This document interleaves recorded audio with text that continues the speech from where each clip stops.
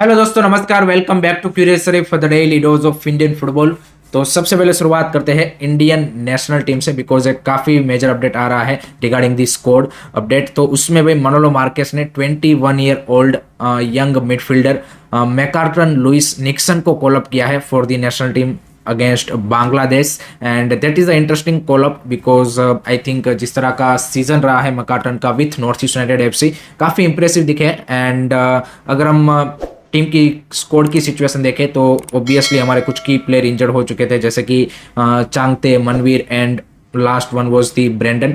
तो आप बोल सकते हैं कि this is a more of a Brandon replacement. इससे पहले उदांता को भी रिप्लेस किया गया, लेकिन आई थिंक उदांता क्योंकि he is more shooted on the right wing, तो वो आप चांगते एंड मनवीर का रिप्लेसमेंट बोल सकते हो। एंड जो मैकार्टन है, यू कैन से इट कि भाई ये ब्रेंडन का लाइक टू लाइक रिप्लेसमेंट है, क्योंकि मैकार्टन ने इस सीजन नॉर्थ ईस्ट में जो भी मैचेस खेले हैं उसमें more of that advance midfielder या फिर अटैकिंग मिडफील्डर या फिर नंबर 10 वाला जो रोल है वो उन्होंने वहां पे खेला है।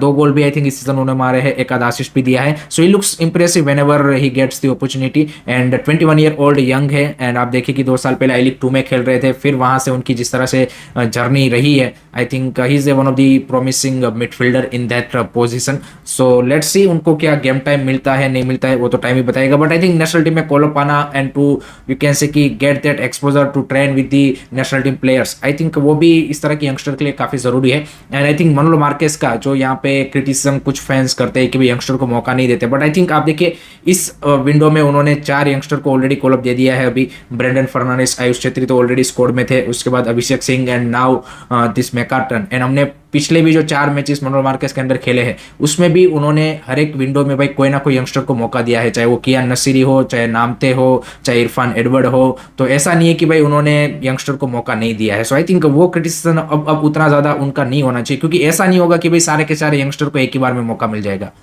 आपको एक्सपीरियंस एंड यंगस्टर को यहाँ पे साथ में लेके with result in in back of the mind आपको टीम को भी बिल्ड करना पड़ेगा और बाकी प्लेयर को भी चांसेस देना पड़ेगा। तो I think in that aspect I think मनोलो Marquez till now has done a good job. So I think that's the thing. But let's see किस तरह से मैकार्टन को अगर मौका मिलता है तो एट इंटरनेशनल लेवल किस तरह से अपने स्किल सेट, अपने पोटेंशियल को शोकेस कर पाते हैं, वो देखना इंटरेस्टिंग होगा। लेट मी नो गाइस, आप इस डिसीजन से, आप इस कॉल अप से कितने खुश है, क्या आपका ओपिनियन है, कमेंट सेक्शन में जरूर बताइएगा।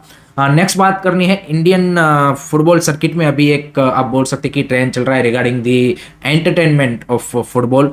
तो रिसेंटली एक और र्यूमर निकल के आई है कि भाई गोवा की जो गवर्नमेंट है, गोवा के जो स्पोर्ट मिनिस्टर है, उन्होंने पोर्टुगीज के क्योंकि वो विजिट में थे रिसेंटली एंड वहाँ पे उन्होंने पोर्टुगल की नेशनल टीम को लाने की बातचीत की है, जिसमें Ronaldo may be coming to India. As we all know कि Kerala government is trying to bring Lionel Messi to Kerala, तो उसी तरह से गोवा गवर्नमेंट ट्राई कर रही है कि भाई रोनाल्डो को लेके आएंगे। ये न्यूज़ में कितनी सच्चाई है, क्योंकि ज़्यादातर अभी इसके बारे में कोई ऑफिशियल मैंने तो कहीं स्टेटमेंट नहीं सुना है, बट ये एक सोशल मीडिया पे घूम रही है, तो वो तो आएंगे तब बात कर लेंगे। बट एक नया ट्रेंड आप देखिए कि भाई जैसे मैंने बताया केरला मेसी को लाने की कोशिश कर रहा है, उसके पीछे एक स्टेट गवर्नमेंट काफ़ी खर्चा करने वाली है, 40-50 करोड़ उसका फिगर भी आया था।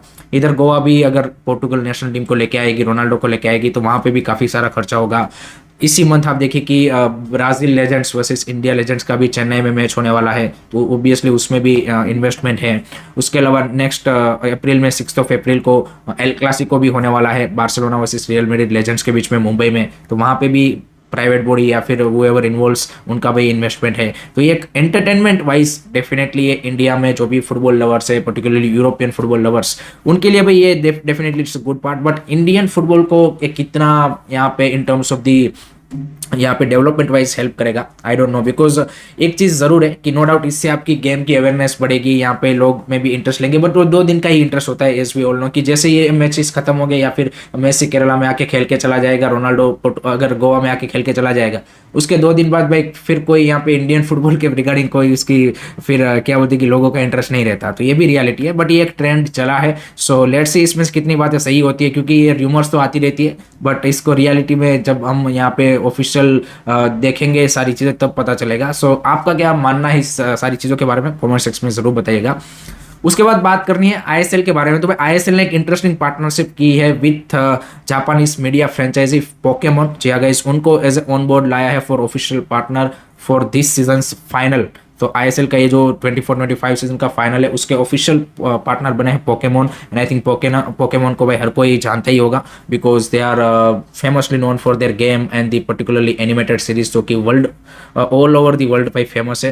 तो I think it's a great to see, I think ISL का इस तरह की एक ग्लोबल ब्रांड के साथ कि जहाँ पे यूथ पर्टिकुलरली आप देखिए पोकेमोन जो है उसको काफ़ी ज़्यादा all over the world follow करता है, तो उसके साथ पार्टनरशिप करने से लेट्स सी यहाँ पे किस तरह की ये कोलैब है, किस तरह से यहाँ पे आईएसएल की जो फाइनल है उसको वो लोग प्रमोट करते हैं, तो उससे भाई बाकी लोगों तक पहुंचेगी। तो it's interesting and exciting and surprising you can say की the partnership done by the ISL. So या आप क्या सोचते हो बता दीजिएगा।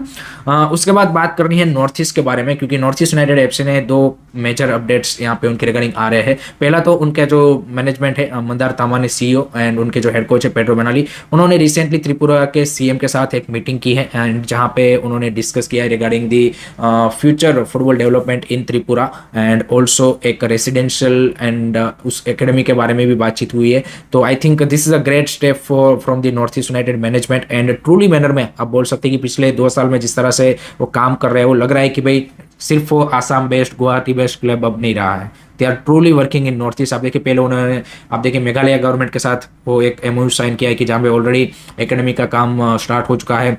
अरुणाचल प्रदेश के जो गवर्नमेंट है उनके साथ भी वो यहाँ पे उन्होंने एग्रीमेंट किया है। Now Tripura already, Manipur and Mizoram में चलो भाई फुटबॉल और ज़्यादा आप बोल सकते हैं कि वहाँ पे क्लब्स भी ज़्यादा है, सारी चीज़ें वहाँ पे और ज़्यादा स्ट्रक्चर मैनर में है। तो अब आई थिंक एक नागालैंड बचता है कि वहाँ पे भी अगर उनकी कोई पार्टनरशिप होती है तो आई थिंक जिस तरह से पिछले 2 साल में नॉर्थ ईस्ट के मैनेजमेंट ने काम किया है I think they are truly you can say कि ना working as a North East United FC club and also focusing on youth football and creating academies and developing players। तो I think वो भी एक उनकी जो प्रायोरिटी है वो काफ़ी बढ़िया है। So I think they are doing a great job.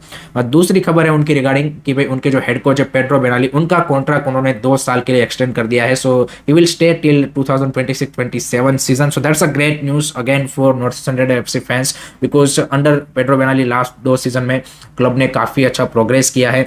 Last season no doubt कोई ट्रॉफी नहीं जीत पाए थे बट दे वर कैसे कि ना इम्प्रूवमेंट कर्व वाइज अपवर्ड थे एंड इस सीजन आप देखिए उन्होंने स्टार्ट किया with Durand Cup final, now they are qualify for the playoff after 4 years। So I think it's make perfect sense to continue and I think जो ये नया management उन्होंने सेटअप किया है उसमें एक चीज़ जो उन्होंने फोकस की है वो कंटिन्यूटी के ऊपर, चाहे वो कोच की कंटिन्यूटी हो या फिर प्लेयर की कंटिन्यूटी हो, क्योंकि लास्ट सीजन जो उन्होंने प्लेयर को भी रिटेन किया था, जिन्होंने अच्छा किया था उन्होंने इस सीजन भी रिटेन किया है। सो आई थिंक मंदार तामाने जो उनके सीईओ है उन्होंने भी वही बोला कि हमारी जो पूरा प्रोजेक्ट डेवलपमेंट है उसका वन ऑफ दी की फैक्टर है कि continuity, and continuity I think काफ़ी ज़्यादा इंपॉर्टेंट रोल भी प्ले करती है to get that stability. So I think it's a great news for North East United FC and Pedro Benali की जिस तरह की प्लेइंग स्टाइल है, जिस तरह की उसकी फिलोसॉफी है, जिस तरह से वो यहाँ पे उनकी टीम को लेके चलते हैं, आई थिंक यंगस्टर भी जो है नॉर्थ ईस्ट में उनको भी काफ़ी ज़्यादा हेल्प मिलेगी। So I think it's perfectly right decision from the management side. आपके क्या थॉट्स है, आप किस तरह से इस डिसीजन को देखते हैं, कमेंट सेक्शन में बता दीजिएगा।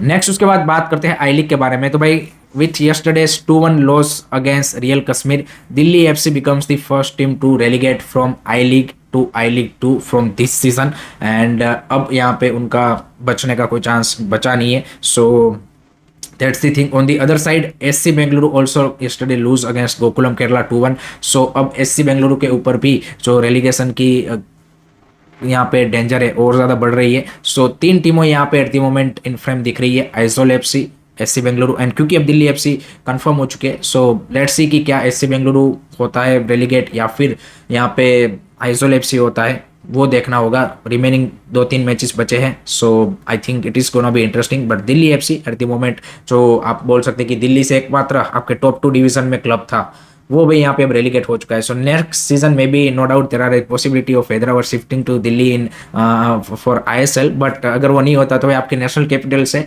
ISL एंड आई लीग में मे बी आपको एक भी क्लब ना देखने को मिले, तो ये भी एक पॉसिबिलिटी है।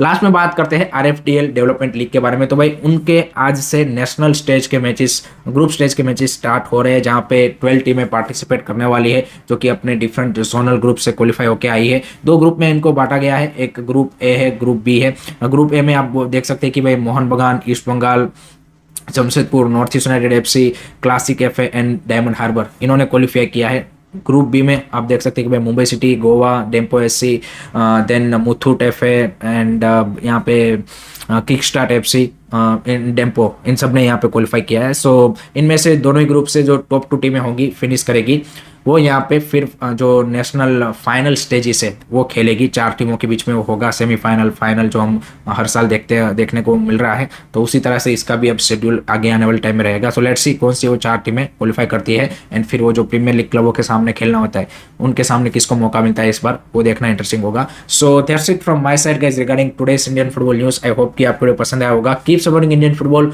Don't forget to like, share, subscribe, क्यूरियसरी। जय हिंद, जय भारत।